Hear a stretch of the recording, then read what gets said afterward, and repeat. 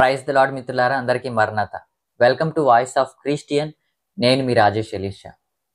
ప్రస్తుతం ఉత్తరప్రదేశ్ వంటి రాష్ట్రాల్లో క్రైస్తవులపై తీవ్రమైన హింస కొనసాగుతుంది. ప్రార్థన చేయడం, ఆదివారపు ఆరాధనలో కలవడం కూడా నేరంగా భావించబడుతుంది అక్కడ. ఇది మనకు ఆశ్చర్యకరమేమీ కాదు. ఎందుకంటే యేసు ప్రభు వారు ముందుగానే హెచ్చరించాడు, నా నిమిత్తం మీరు హింసించబడుదురు అని చెప్పి. మత్తయి సువార్త 24వ అధ్యాయము 9వ వచనంలో ఉంటుంది. 7 మంది క్రైస్తవులు ఆదివారం ప్రార్థనలో ఉన్నందుకు మాత్రమే అరెస్ట్ అయ్యారు. ఇది మనకు అపోస్తుల కార్యములు 16వ అధ్యాయంలో పౌలు శీలను జైల్లో వేసిన సంఘటనను గుర్తు చేస్తుంది. ప్రార్థన, సువార్త కోసం నిలబడిన వారిని ప్రపంచం ఎప్పుడు శత్రువులుగానే చూసింది. ఈ చట్టాలు మారుమతం పేరుతో తయారైనప్పటికీ వాస్తవానికి విశ్వాస స్వేచ్ఛను హరించడమే లక్ష్యం. బైబిల్ చెప్తుంది, సత్యం మిమ్మల్ని విమోచించును అని చెప్పి, యోహాను సువార్త 8వ అధ్యాయం 32వ వచనంలో. కానీ సత్యం వెలిగే చోట చీకటి శక్తులు ఎల్లప్పుడూ దాన్ని అణగద్రొక్కాలని ప్రయత్నిస్తాయి. బజరంగ్ దళ్ వంటి గుంపులు ప్రార్థనను బలవంతంగా ఆపి పోలీసులను పిలిచి క్రైస్తవులను అరెస్ట్ చేయించారు. ఇది మనకు దానియేలు గ్రంథంలో షద్రకు, మేషకు, అబేద్నెగోలను గుర్తు చేస్తుంది. వారు నిజమైన దేవుని ఆరాధించినందుకు రాజు ఆజ్ఞతో అగ్నిగుండంలో పడవేయబడ్డారు. ఒక నిమిషం మిత్రులారా, మీరు గనక నన్ను సపోర్ట్ చేయాలనుకుంటే ఈ వీడియోకి ఒక లైక్ చేసి ఈ ఛానల్ని సబ్స్క్రైబ్ చేసుకోండి. దేవుడికి సంబంధించిన అనేకమైన వీడియోలు మీ ముందుకు తీసుకురావాలని నేను ఎంతగానో ఆశపడుచున్నాను. So do support me. Thank you so much. ఈ హింస వెనుక ఉన్న ప్రధాన ఉద్దేశం ఏమిటి? వారు చెప్తున్నారు, క్రైస్తవులు దళితులను, పేదలను సేవలతో ఆకర్షించి మత మార్పు చేస్తున్నారని చెప్పి. కానీ బైబిల్ చెప్తుంది, నేను ఆకలితో ఉన్నాను, మీరు నాకు భోజనం పెట్టారు. నేను దాహంతో ఉన్నాను, మీరు నాకు నీళ్ళు ఇచ్చారు అని మత్తయి సువార్త 25వ అధ్యాయం 35వ వచనంలో యేసు ప్రభువారు ఈ రకంగా పరలోక రాజ్యం చేరడానికి కావలసిన ఒక మంచి క్వాలిటీ చెప్పారు. సో ప్రేమ, సేవ క్రైస్తవ విశ్వాసం యొక్క ప్రాణం. అది మత మార్పు కాదని మనం స్పష్టంగా చూడాలి, చూపించాలి. యేసు ప్రభువారు స్వయంగా పేదల, రోగుల, అణగారిన వారి మధ్య ఎక్కువ సమయం గడిపారు ఆయన. కాబట్టి క్రైస్తవులు కూడా అదే మార్గంలో నడుస్తారు. కానీ ప్రపంచం ఆ సేవను మత మార్పిడి అని తప్పుగా అర్థం చేసుకుంటుంది. ఇప్పుడు ఒక భయంకరమైన వాస్తవం ఉంది. ఒక ఇల్లు లేదా చర్చిలో జరుగుతున్న సాధారణ ఆదివారం ప్రార్థన కూడా నేరమని ప్రకటించబడుతుంది. ఇది మన విశ్వాసానికి ఒక పరీక్ష.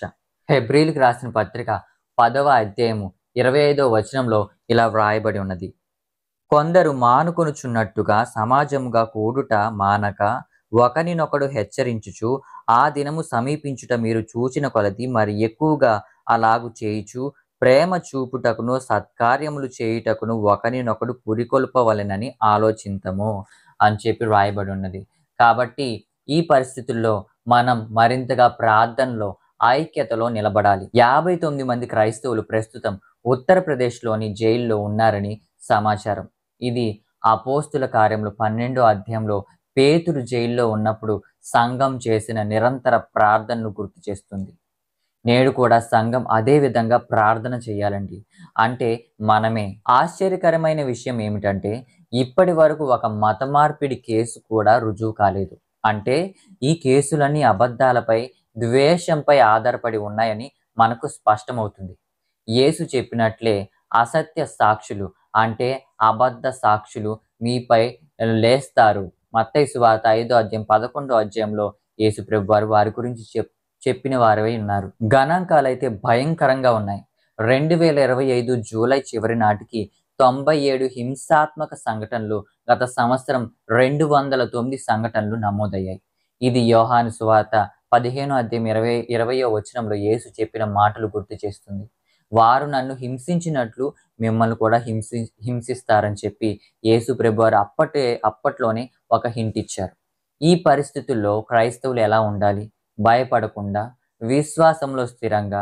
2 తిమోతిలకు రాసిన పత్రిక 1వ అధ్యాయం 7వ వచనంలో మనం చూస్తే ఇక్కడ దేవుడు మనకు శక్తియు, ప్రేమయు, ఇంద్రియ నిగ్రహమును గల ఆత్మని ఇచ్చును గాని పిరికితనం గల ఆత్మను ఇయ్యలేదు అని చెప్పి చెప్పబడి ఉంది. దేవుడు మనకు ఏ రకమైన ఆత్మనిచ్చాడండి? శక్తి, ప్రేమ, ఇంద్రియ నిగ్రహము గల ఆత్మనిచ్చాడండి. ప్రభుత్వం, చట్టం, గుంపులు క్రైస్తవులను అణచడానికి ప్రయత్నిస్తున్న దేవుని చర్చి ఎప్పుడు నిలిచి ఉంటుంది. యేసు ప్రభు వారు చెప్పారు, మత్తయి సువార్త 16వ అధ్యాయము 18వ వచనంలో మనం చూసుకున్న వారమైతే, మరియు నీవు పేతురువు, ఈ బండ మీద నా సంఘమును కట్టుదును, పాతాళ లోక ద్వారములు దాని ఎదుట నిలవ నేరవని నేను నీతో చెప్పుచున్నాను. అంటే ఈ హింసల మధ్యలో కూడా సువార్త ముందుకు సాగుతుంది. రక్త సాక్షుల రక్తం ఎల్లప్పుడూ సువార్త విత్తనంగా మారింది. చర్చి చరిత్ర చెబుతుంది, అత్యధిక హింస జరిగిన చోటే అత్యధిక ఆత్మలు రక్షింపబడతాయంట. క్రైస్తవులపై తప్పుడు ప్రచారం జరుగుతుంది, కానీ యేసు చెప్పినట్లు సత్యమును తెలుసుకొనుడి, సత్యం మిమ్మును విమోచించును. యోహాను సువార్త 8వ అధ్యాయం 32వ వచనంలో ఈ యొక్క వాక్యం ఉన్నది. ఈ సత్యం ఒకరోజు ప్రతి తప్పుడు ఆరోపణను బహిర్గతం చేస్తుంది. కాబట్టి మనం ఇది గుర్తుంచుకోవాలి. క్రైస్తవ సంఘం ఇప్పుడు ఒకరికి ఒకరు బలంగా నిలబడాలి.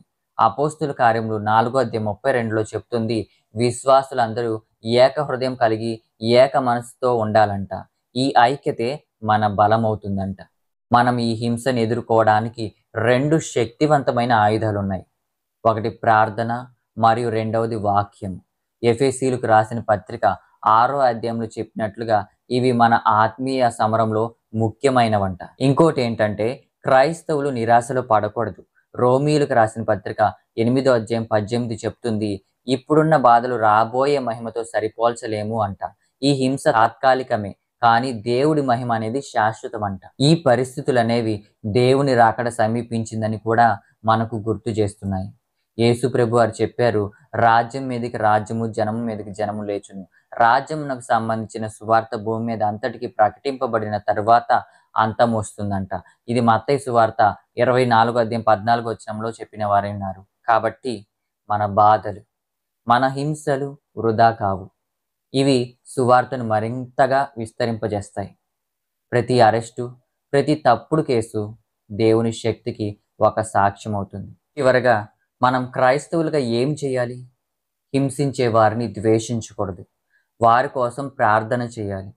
యేసు ప్రభు వారు చెప్పారు, నీ శత్రువులను ప్రేమించుడి, మిమ్ముల్ని హింసించు వారి కొరకు ప్రార్థన చేయుడి అని చెప్పి. మత్తయి సువార్త 5వ అధ్యాయం 44వ వచనం. ఇది మన అందరం ఎరిగిన వారమైనాం. ఎందుకంటే ఇదే క్రైస్తవ ధర్మం, ఇదే మన యొక్క బలం. ఈ వీడియో కనుక మీకు నచ్చినట్లయితే లైక్ చేసి, మీరు కనుక నన్ను సపోర్ట్ చేయాలనుకుంటే ఖచ్చితంగా ఈ ఛానల్ సబ్స్క్రైబ్ చేసుకోండి. నెక్స్ట్ వీడియోలో బైబిల్ దృక్పథంతో మరొక వీడియోతో మీ ముందుకు వస్తాను. Praise the lord everybody. అందరికీ మరణాత.